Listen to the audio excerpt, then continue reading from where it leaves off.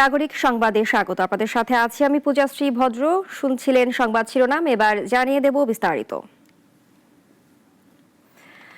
দেশের সব এমপিওভুক্ত শিক্ষা প্রতিষ্ঠান জাতীয়করণের দাবিতে রাজধানীর জাতীয় প্রেসক্লাবের সামনে আন্দোলন করছেন সারা দেশ থেকে আসা হাজারো শিক্ষক।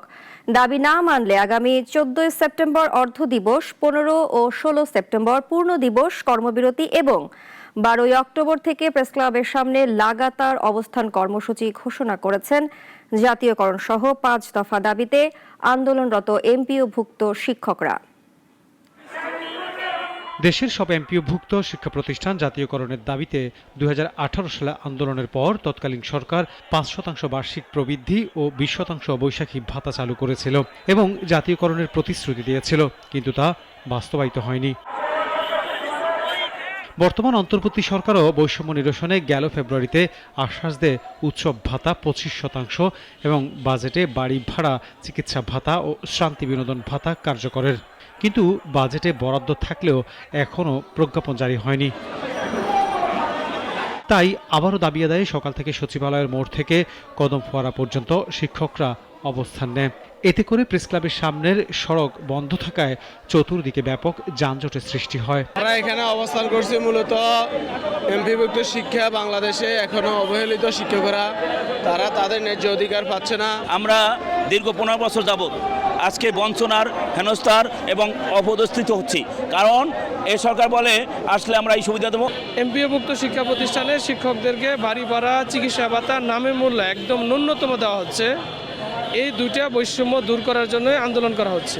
দাবি মেনে নিয়ে প্রজ্ঞাপন জারি না করলে কঠোর আন্দোলন ও অবস্থান কর্মসূচির ঘোষণা দেন তারা। সরকারের মতো আমাদের এমপিওভুক্ত শিক্ষকদেরকেও জাতীয়করণ করা এবং চিকিৎসা ভাতা এবং বাড়ি ভাতা ওদের মতো সমন্বয় করে দেওয়া। না, তেমন কোনো সাড়া পাওয়া যায়নি, তো এবার এর পরবর্তী হয়তো কঠোর কর্মসূচি আসতে পারে। আমাদের ভিতরে অনেক বৈষম্য আছে, সরকারি শিক্ষকদের ভিতরে এবং আমাদের বেসরকারি শিক্ষকদের ভিতরে, যে বৈষম্যের কোনো অনেক শিকার আমরা এখন। নিরাপত্তা নিশ্চিতে প্রেসক্লাব সহ আশেপাশের এলাকা জুড়েও বহাল রয়েছে বিপুল সংখ্যক আইন শৃঙ্খলা বাহিনীর সদস্য। আনোয়ার হোসেন, নাগরিক, ঢাকা। সংস্কার সর্বোচ্চ অগ্রাধিকার বলে জানিয়েছেন অন্তর্বর্তীকালীন সরকারের প্রধান উপদেষ্টা প্রফেসর মোহাম্মদ ইউনূস। 2026 সালের ফেব্রুয়ারিতে একটি অবাধ, সুষ্ঠু ও স্বচ্ছ নির্বাচন অনুষ্ঠানের জন্য সরকার কঠোর পরিশ্রম করছে।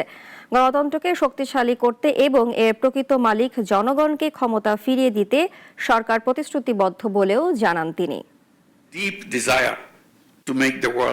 সামাজিক ব্যবসায় সম্মানসূচক ডক্টর ডিগ্রি প্রদান উপলক্ষে ইউনিভার্সিটি কেবাংসন মালয়েশিয়ার বিশেষ সমাবর্তন অনুষ্ঠানে যোগ দেন প্রধান উপদেষ্টা ডক্টর মোহাম্মদ ইউনূস। এই সময় প্রধান উপদেষ্টা বলেন, একটি সুস্পষ্ট লক্ষ্য, বিস্তারিত পরিকল্পনা এবং এগিয়ে যাওয়ার দৃঢ় সংকল্প রয়েছে সরকারের। একটি শক্তিশালী ও স্থিতিশীল বাংলাদেশ গড়তে হলে অর্থনীতিতে বড় ধরনের পরিবর্তন দরকার বলেও জানান doctor Yunus. This vision is based on a strong belief a better world is possible. We can build a world without poverty. We can create a future where everyone has meaningful work. We can protect everyone. We can protect the environment instead of destroying it. 2024 সালের জুলাই ও আগস্টে তারুণ্যের নেতৃত্বাধীন গণ অভ্যুত্থান জাতীয় পরিচয় এবং ভবিষ্যতের আশাকে নতুন অর্থ দিয়েছে জানিয়ে প্রধান উপদেষ্টা বলেন, সরকার শান্তি ও স্থিতিশীলতা নিশ্চিত করতে কাজ করছে।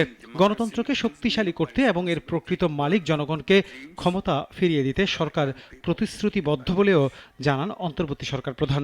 Last year, many of them stood up bravely against a fascist regime in Bangladesh.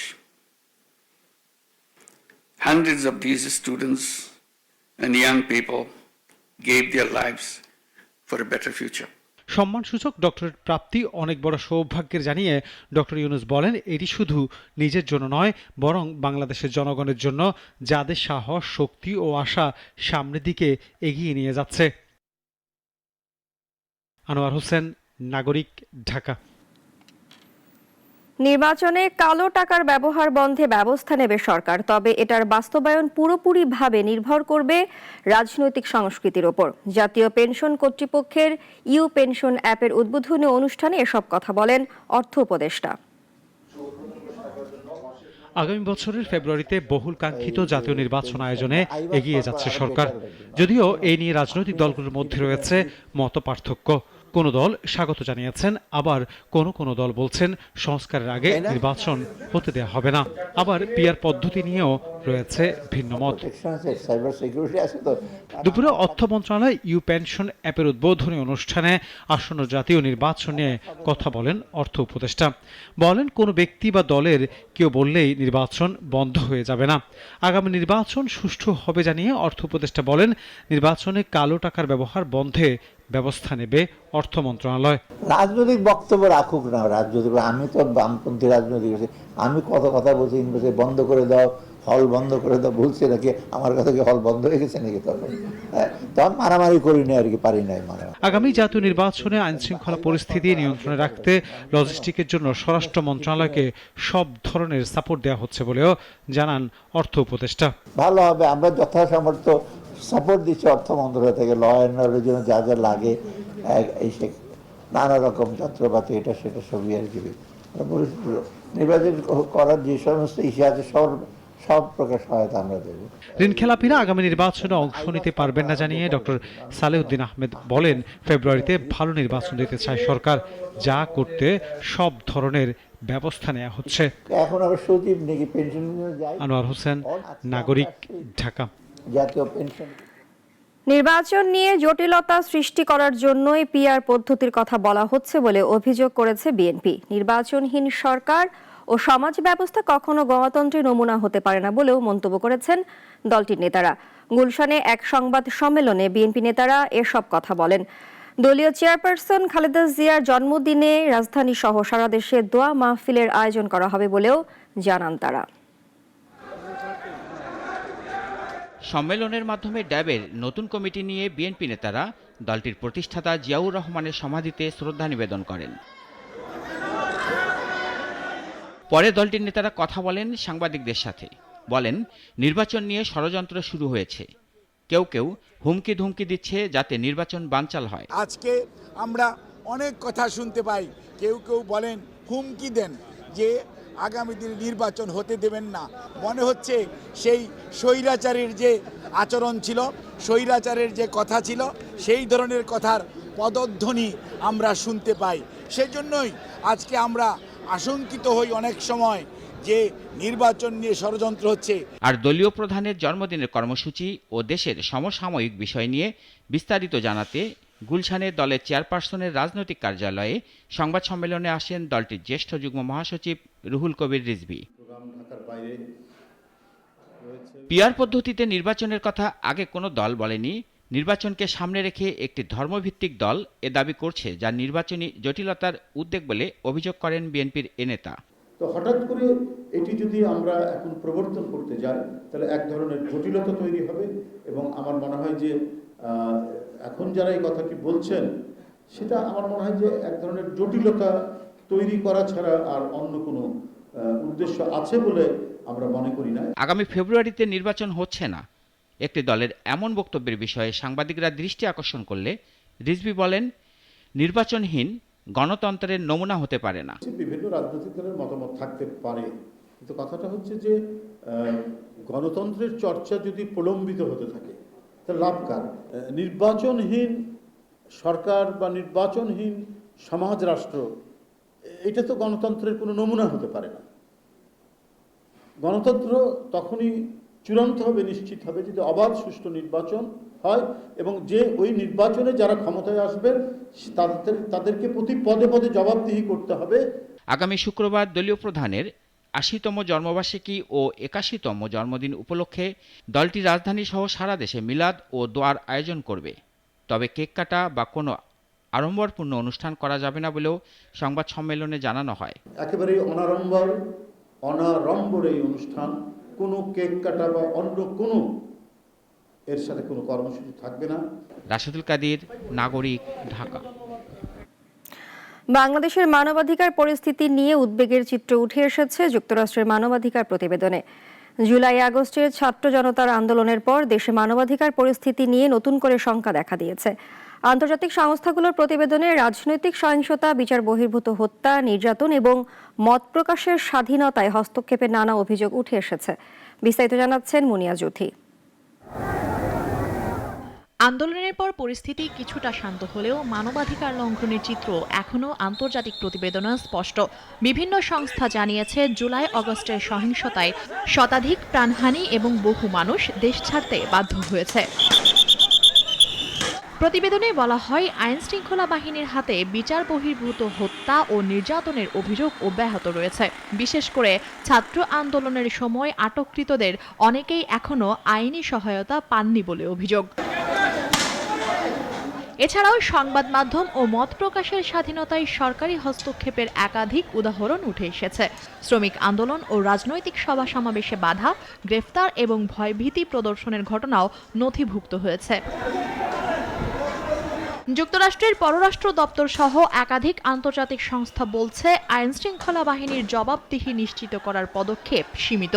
এতে দায়মুক্তির সংস্কৃতি আরও প্রাতিষ্ঠানিক রূপ নিচ্ছে বলে তারা উল্লেখ করেছে। প্রতিবেদনে আহ্বান জানানো হয়েছে, আন্তর্জাতিক মানদণ্ডে স্বাধীন তদন্ত ও বিচার প্রক্রিয়া নিশ্চিত করতে হবে। এছাড়া মানবাধিকার রক্ষায় রাজনৈতিক দল, নাগরিক সমাজ ও গণমাধ্যমকেও আরও সক্রিয় ভূমিকা নেওয়ার তাগিদ দেওয়া হয়েছে। মুনিয়া জ্যোতি, নাগরিক, ঢাকা। জুলাই গণহত্যার বিচার বিলম্বিত করার চেষ্টা হলে টুটি চেপে ধরা হবে বলে হুঁশিয়ারি দিয়েছেন আন্তর্জাতিক অপরাধ ট্রাইব্যুনাল ২। আশুলিয়ায় ৭ জনকে হত্যা মামলায় অভিযোগ গঠন হবে কিনা জানা যাবে ২১শে আগস্ট। এদিন চাংখারপুলের হত্যা মামলায় ৬ জনের সাক্ষ্য গ্রহণ শেষ হয়েছে। অলিউল রনের রিপোর্টে বিস্তারিত। জুলাই গণঅভ্যুত্থান চলাকালে রাজধানীর আশুলিয়ায় ৫ আগস্ট আগুনে পুড়িয়ে ফেলা হয় ৬ তরুণের লাশ, যাদের মধ্যে তখনও জীবিত ছিল একজন। তার একদিন আগে আশুলিয়া থানার সামনে আরও একজনকে গুলি করে হত্যা করে আইনশৃঙ্খলা বাহিনী। মানবতাবিরোধী এই হত্যা মামলায় সাবেক এমপি সাইফুল ইসলাম ও সাবেক পুলিশ উপপরিদর্শক বিশ্বজিৎ সাহা সহ ১৬ জনের বিরুদ্ধে মামলা হয়। এই মামলায় আজ শুনানি হয় আসামি পক্ষের। দুপক্ষের শুনানি শেষে আসামিদের বিরুদ্ধে অভিযোগ গঠন করা হবে কিনা তা জানা যাবে ২১শে আগস্ট। অভিযোগ গঠনের উপরে শুনানির দিন ধার্য ছিল।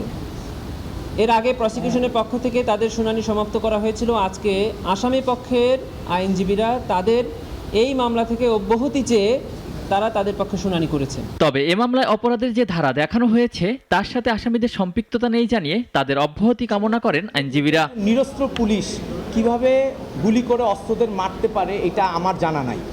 এই সাবমিশনটাই আমরা কোর্টকে দিয়েছি এবং আমার যে ভিডিও ফুটেজ ওইখানে ক্লিয়ারলি দেখা যাচ্ছে আমি আমার পুলিশ ভেস্ট পরে, হেলমেট পরে আমি থানা থেকে পালায়ে যাচ্ছি। যেই ধারাগুলোতে আরাফাত উদ্দিনের বিরুদ্ধে ফরমাল চার্জ ট্রাইব্যুনালে জমা দেওয়া হয়েছে সেই ধারাগুলোর যে সেই এলিগেশন আমার যে আসামে সেই আরাফাত উদ্দিনকে অ্যাট্রাক্ট করে না। এছাড়াও জুলাই আন্দোলনে চাংখারপুলে ৬ জনকে গুলি করে হত্যা মামলায় তৃতীয় দিনের মতো সাক্ষ্য দিয়েছেন নিহত ইয়াকুবের পরিবার। চাংখারপুল এলাকাতে সংগঠিত মানবতাবিরোধী অপরাধের সাক্ষ্য গ্রহণ চলছে। গতকালকেও এই মামলার 2 জন সাক্ষীর সাক্ষ্য উপস্থাপন হয়েছে, তার আগের দিনও হয়েছে এবং আজকেও এই ট্রাইব্যুনালে চাংখারপুল মামলার সাক্ষ্য গ্রহণ চলমান আছে। আশুলিয়া ও চাংখারপুলে 2 মামলায় ট্রাইব্যুনালে আজ হাজির করা হয় 12 আসামিকে।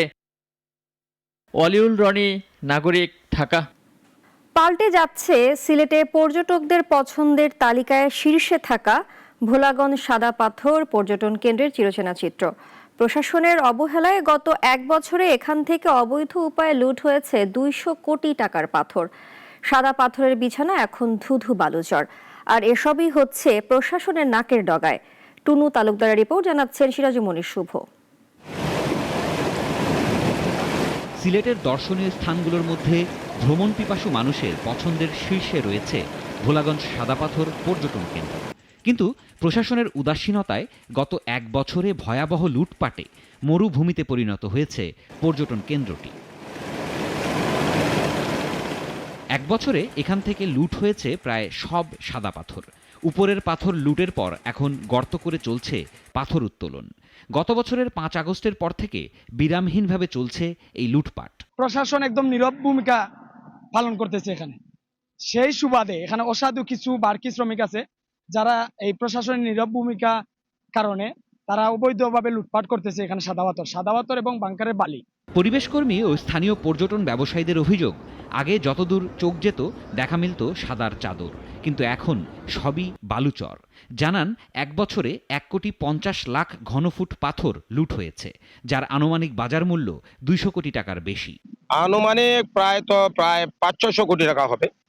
এগুলো তো কোনো কিছুই না, 500 কোটি টাকা। এরপরে আমাদের ঐতিহ্য একটা বাংকারটা ধ্বংস করে ফেলেছে। উনি যদি টিএনও মহোদয় একটু ভূমিকা নিতেন, এই বাংকারটা এরকম ধ্বংস হতো না। আমরা যারা সাদাপাথর ব্যবসার সাথে জড়িত, আমরা ব্যবসায়ী যারা, আমরা ক্ষতিগ্রস্ত হয়েছি। কারণ বিশ্ব প্লাস বাংলাদেশের বিভিন্ন জায়গা থেকে মানুষ সাদাপাথর উপর লাগে আয়। এর সাথে হাজার হাজার মানুষ ব্যবসায়ী যারা আছে জড়িত। শ্রমিকরা জানান প্রতিদিন প্রায় 3 থেকে 4 বার ট্রিপ দেন তারা। প্রতি ট্রিপে 2500 থেকে 2600 টাকা পান। আগে বাংকার থেকে যখন পাথর নিতেন তখন নৌকা প্রতি 3,500 টাকা পেতেন। তখন বিজিবিকে 300 টাকা দিতে হতো। কিন্তু এখন চিত্র আলাদা। পুলিশ বিজিবির পাহারা নেই বললেই চলে। তাই অবাধে পাথর তুলছে প্রায় 5,000 শ্রমিক, যাদের বেশিরভাগই অবৈধ। সাদা পাথর প্রাকৃতিকভাবে সৃষ্ট একটি পর্যটন কেন্দ্র। একে ধলা সোনাও বলা হয়। উপজেলা প্রশাসন ও স্থানীয় ইউনিয়ন পরিষদের পাহারায় সংরক্ষিত হলেও বর্তমানে পরিস্থিতির উপর কোনো নিয়ন্ত্রণ নেই সংস্থাগুলোর। তাই এই কেন্দ্র রক্ষায় দ্রুত পদক্ষেপ দেখতে চান স্থানীয়রা। সিরাজুম মুনির শুভ, নাগরিক। সিলেটের পর্যটন অঞ্চলগুলোতে অবৈধ দখলদাররা অবাধে লুটছে প্রাকৃতিক সম্পদ। ছাতক রোপলাইনে লোডিং স্টেশন, কোম্পানিগঞ্জের শাহ আরেফিন টিলা, এমনকি ইসি এলাকাভুক্ত গোয়াইনঘাটের জাফলং থেকেও গত কয়েক মাসে লুট হয়েছে কোটি টাকার পাথর ও খনিজ সম্পদ। সালমান শাহ রিপোর্ট, জানাচ্ছেন সিরাজুম মুনির শুভ। প্রকৃতিকন্যা সিলেটে কিছুদিন আগেও যেখানে প্রকৃতি সাজত স্বপ্নের রঙে, সেখানে এখন লুটপাটের মহোৎসব। পাখির চোখে দেখলে মনে হবে যেন ভূমিকম্পে উলটপালট হয়ে গেছে রূপ বৈচিত্র্যের এই মিলনস্থান। জাফলংয়ের নীল জলরাশি আর শাহ আরেফিন টিলা কিংবা ভোলাগঞ্জ ছাতক রোপ লাইনের লোডিং স্টেশন, সবই আজ পাথর খেকোদের করাল গ্রাসে ক্ষতবিক্ষত। অবৈধ পাথর উত্তোলনের কারণে নষ্ট হচ্ছে নদীর গতিপথ, বিলীন হচ্ছে সবুজ পাহাড়ের বুক, প্রকৃতি রূপ নিচ্ছে ধ্বংসস্তূপে। তবে শুধু অভিযান চালিয়েই দায় সারছে প্রশাসন, যেখানে কয়েক ঘন্টা পরই আবারও শুরু হচ্ছে পাথর উত্তোলন। বালু পাথর বন্ধে আমরা আসলে সব সময় আমরা মোবাইল কোর্টের অভিযান পরিচালনা করছি, আপনি নিজেও জানেন, এবং এখানে পুলিশের টিম কাজ করছে, আমাদের বিজিবি কাজ করছে। এদিকে ভোলাগঞ্জের সাদা পাথর মরুভূমিতে রূপ নেওয়ায় গোয়াইনঘাটে জাফলং জিরো পয়েন্ট রক্ষায় কঠোর পদক্ষেপ নিয়েছে স্থানীয় প্রশাসন। সব ধরনের সহায়তা দেবার আশ্বাস দিয়েছে উপজেলা প্রশাসন। জড়িতদের ধরতে তৎপর পুলিশ। আমরা সকলে মিলে আমাদের এই জিরো পয়েন্টকে জিরো টলারেন্সের ভিত্তিতে আমাদের রক্ষা করতে হবে। সেটা দিনে হোক, সেটা রাতে হোক, সেটা ভোরে হোক অথবা দুপুরে হোক বা যখনই হোক, আমাদের টহল টিম থাকবে। এখন থেকে টহল টিমকে আপনারা সহায়তা করবেন। পাথরের যে ট্রান্সপোর্টেশন এটা যে করবেন তাকে আমরা আইনের আওতায় নিয়ে আসবো। আর পাথর যে কিনবেন উনি ইললিগেল ট্রেডার হিসেবে ওনাকেও আইনের আওতায় নিয়ে আসা হবে। পর্যটন সংশ্লিষ্টরা বলছেন, সিলেটের প্রাকৃতিক সৌন্দর্য মণ্ডিত পর্যটন স্থানগুলো রক্ষা করা এখন সময়ের দাবি। না হলে ভবিষ্যতে হুমকির মুখে পড়বে পরিবেশ, ক্ষতিগ্রস্ত হবে বিনিয়োগ। সিরাজুম মুনির শুভ, নাগরিক। মুক্তিযোদ্ধাদের ন্যূনতম বয়সসীমা নির্ধারণ নিয়ে হাইকোর্টের রায়ের বিরুদ্ধে করা আপিল শুনানি 29 অক্টোবর পর্যন্ত মুলতবি করেছে আপিল বিভাগ। শুনানিতে অ্যাটর্নি জেনারেল বলেন, ন্যূনতম বয়সসীমা নির্ধারণ নিয়ে হাইকোর্টের দেয়া রায় রাজনৈতিক পক্ষপাতমূলক। এমনকি এই রায় দেওয়ার ক্ষেত্রে হাইকোর্টের রাজনৈতিক অবস্থান ছিল। সে সময় রাষ্ট্রপক্ষের কাছে মামলা দ্রুত নিষ্পত্তি চাওয়ার কারণ জানতে চেয়েছিলেন প্রধান বিচারপতি। জবাবে অ্যাটর্নি জেনারেল আসাদুজ্জামান বলেছিলেন, এ মামলার কারণে মুক্তিযোদ্ধা যাচাই বাছাই বন্ধ হয়েছিল। পরে আদালত পুরো আপিল শোনার সিদ্ধান্ত জানায়। লালমনিরহাটের বুড়িমারি সীমান্ত দিয়ে 9 বাংলাদেশিকে পুশিন করেছে ভারতীয় সীমান্তরক্ষী বাহিনী। সকালে বুড়িমারি সীমান্তের 838 নম্বর পিলার দিয়ে তাদের বাংলাদেশে পাঠায় বিএসএফ। এ সময় বিজিবি টহল দল মাছিবাড়ি এলাকা থেকে পুশিন করাদের আটক করে। পরে তাদের পাটগ্রাম থানায় সোপর্দ করে। আটককৃত সবাই নড়াইলের লোহাগড়া উপজেলার মঙ্গলহাটা গ্রামের বাসিন্দা। তারা সবাই একই পরিবারের সদস্য।